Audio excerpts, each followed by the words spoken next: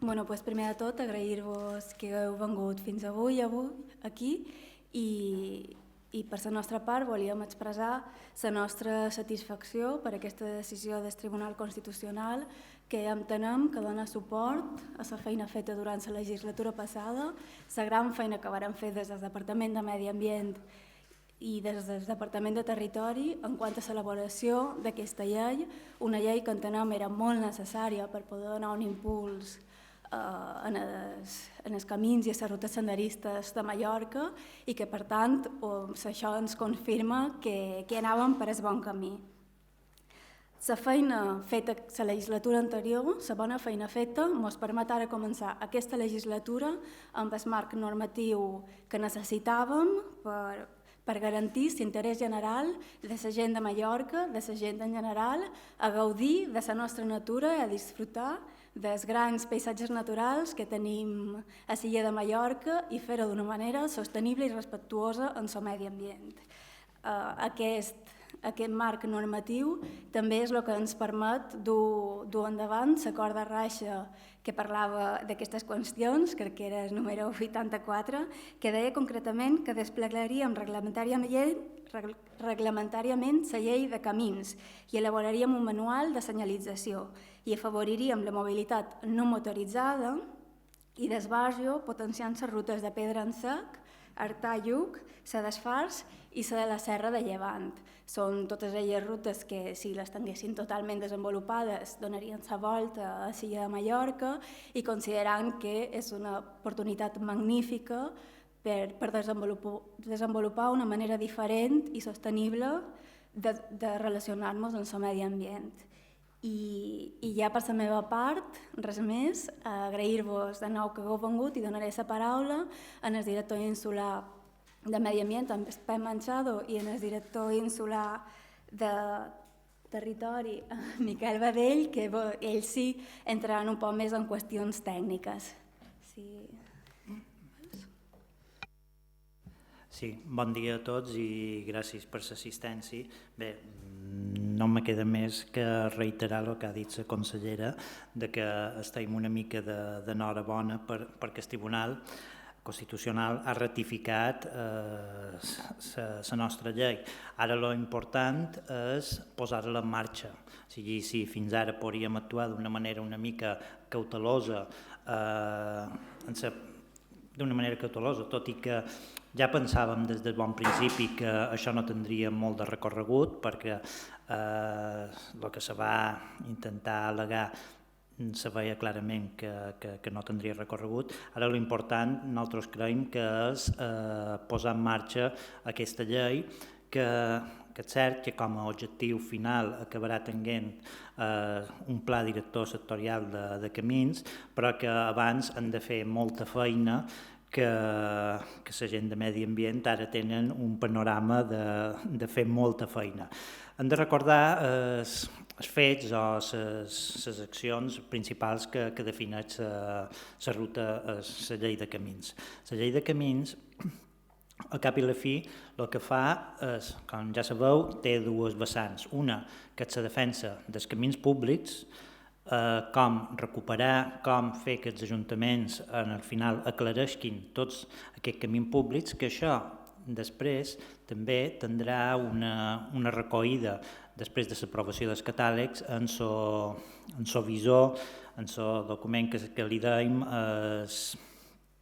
l'inventari de camins públics de Mallorca. L'objectiu final d'això seria que un ciutadà qualsevol pogués entrar a una pàgina web i poder saber si aquest camí és de titularitat privada i pública. Per tant, el que acabem reivindicant és el que sempre dèiem, que la llei de camins públics el que intenta és donar llum, donar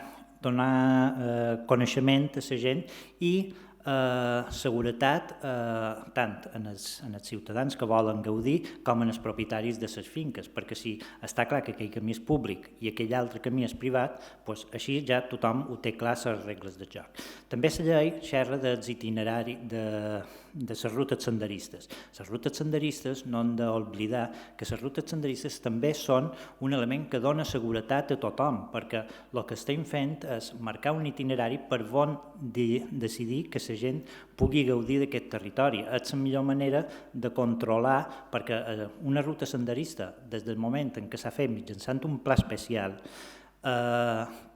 està testada, tothom ha pogut participar en la seva elaboració i també té una avaluació ambiental que ens diu si aquest recorregut és possible o no possible. Un pic que tinguem en gran majoria dels catàlegs aprovat, tinguem un inventari de camins públics a l'abast de tothom, després serà el moment en què podrem ja elaborar aquest gran pla director sectorial, que serà el Pla Director Sectorial de Camins de Mallorca, que la idea, sempre jo explico, és, ara ja tenim, per exemple, un pla de vies ciclistes que ens diu quina és la carretera més segura per anar d'un poble a un altre, doncs el següent pas seria quin és el camí per anar a peu d'un lloc a un altre o a un punt d'interès. I això serà el que acabarà vestint tot aquest conjunt que seria el Pla Director Sectorial dels Camins. Crec que l'important és que ara ja tenim una llei que és ferma, que se posarà en marxa, que el Departament de Medi Ambient té molta feina que fer i crec que ara és el moment que ens expliquin una mica cap a on van. Bon dia, gràcies per venir. Des del Departament de Medi Ambient pensam que aquesta llei el que ens ofereix és una gran oportunitat i una major rapidesa i una major confiança per seguir fent i per incrementar la tasca en la que estem implicats des de fa bastant de temps. De fet, aquests dies potser heu vist la notícia que hi ha ajuntaments de Catalunya, batlles de Catalunya, consells comarcals, que estan per aquí perquè la tasca de medi ambient en tot el tema de protecció de la pedra i de defensa del camí públics és l'enveja tant de l'estat espanyol com d'Europa. Allà on anem, la gent queda realment estorada de la tasca al llarg dels temps i al llarg de diferents partits polítics. Vull dir, fa 30 anys, l'any passat varen celebrar els 30 anys dels primers margers i és una tasca que amb aquesta llei podem veure reforçada i podem veure facilitada. Com ha dit la consellera, tenim en previsió dues noves rutes senderistes, que serien la ruta de les Serres de Llevant, que començaria a Artà, on acaba la ruta Artà-Lluc, i acabaria a Set Salines, en el Far de Set Salines, i una altra que des del Far de Set Salines arribaria fins a Calvià i tancaria un cercle en la ruta de Pedransec. Aquestes dues rutes, de manera absolutament majoritària, jo diria 90 i molt %, 90 i moltíssim, va per camins públics. Pot ser que en algun determinat punt concret s'hagi de fer una petita actuació, com a vegades pot passar amb una carretera o amb una altra zona, però de forma majoritària i aclaparadora són camins públics que van des d'Artà per totes les serres de Llevant, passant per Manacor, Santanyí i arribarien a Set Salines. Al mateix temps tenim en marxa un pla especial, una modificació del pla especial de la ruta de Pedransec, en la qual diferents ajuntaments com Palma, Santa Maria, Lloseta, ens han demanat que volen connectar amb Palma, que volen connectar amb Lloseta, que volen connectar amb Santa Maria, i la ruta de Pedransec, una vegada que aprovem definitivament aquest pla, que ja ha passat la primera exposició pública, deixarà de tenir aquesta forma de línia des d'Andratx fins a Escat de Formentor per tenir una forma, entre cometes, de pinta. Serà una línia de la que van penjant camins que arriben a diferents pobles, que arribaran a la universitat. És un tema que també ens agrada molt perquè la gent pugui anar amb metro a la universitat, ja sigui un turista o que comenci a l'aeroport i arribi a la universitat, o ja sigui un ciutadà de Palma, que pugui deixar el cotxe en el pàrquing de la universitat, que els diumenges està totalment buit, i començar a caminar des de la universitat cap a Valldemossa, cap a Esporles, és a dir, facilitar una mobilitat més sostenible com la ruta que enllaçarà Palma per Puigpunyent, per el camí real, i arribarà la gent des de pràcticament el centre de Palma, des de Sarriera fins a Puigpunyent o Estellencs. Són projectes realment molt guapos que ens motiven molt, com ara el que tenim segurament més activat és el camí de Formentor, el camí del Far de Formentor, on hi ha uns problemes de mobilitat motoritzada de cotxes terribles, ja sabeu que se formen uns embossos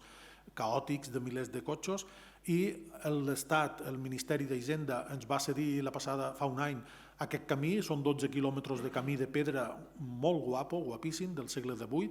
i ara ja tenim com ha anat el projecte per iniciar la seva rehabilitació i permetre aquesta arribada fins allà, fins en el propi far. Una altra qüestió que es fa el Consell, el Departament de Sostenibilitat i Medi Ambient, és col·laborar amb ajuntaments per ajudar-los a fer els catàlegs de camins. És una tasca molt lenta de biblioteca, de perdre't a l'arxiu municipal, de foto aèrea, de documentació antiga. Ja en tenim 34 fets. Penseu que Palma són 52 municipis, ara aquest dies hem acabat un altre, ara decidirem entre la llista a qui li toca començar amb ells, no record qui és, ara m'haureu de perdonar però no record quin ajuntament li toca per ordre de llista, però ja tenim 34 acabats, ara hem acabat 2 més que encara no els ha rebut l'Ajuntament, i és una tasca de xinos, a poc, de dia a dia, d'hores i setmanes dins de l'arxiu municipal. I, en definitiva, tota aquesta tasca és la que ens permet la llei de camins. Nosaltres vàrem estar segurs des del primer moment que ni era inconstitucional ni inventava cap cosa nova, era una llei que simplement reconeixia el dret de la gent a caminar. Crec que això és una de les grans novetats d'aquesta llei. Els temps van canviant, els nostres pares i els nostres predins, en algun cas de que sou més joves, quan va arribar el 600 varen abandonar els camins, se varen sentir orgullosos de poder anar amb el 600 o amb el Renault 4 a qualsevol lloc, i els camins se varen tancar, els camins se varen veure envaïts de vegetació i de batzers, i els propietaris en molt de casos els varen tancar. Ara les coses han canviat, ara és una necessitat, fins i tot a vegades és una ordre metge que s'ha de caminar, i aquesta llei reconeix aquest dret a caminar sense jugar-te la vida per la cuneta d'una carretera, no? I això és el que intentarem fer al llarg d'aquesta legislatura.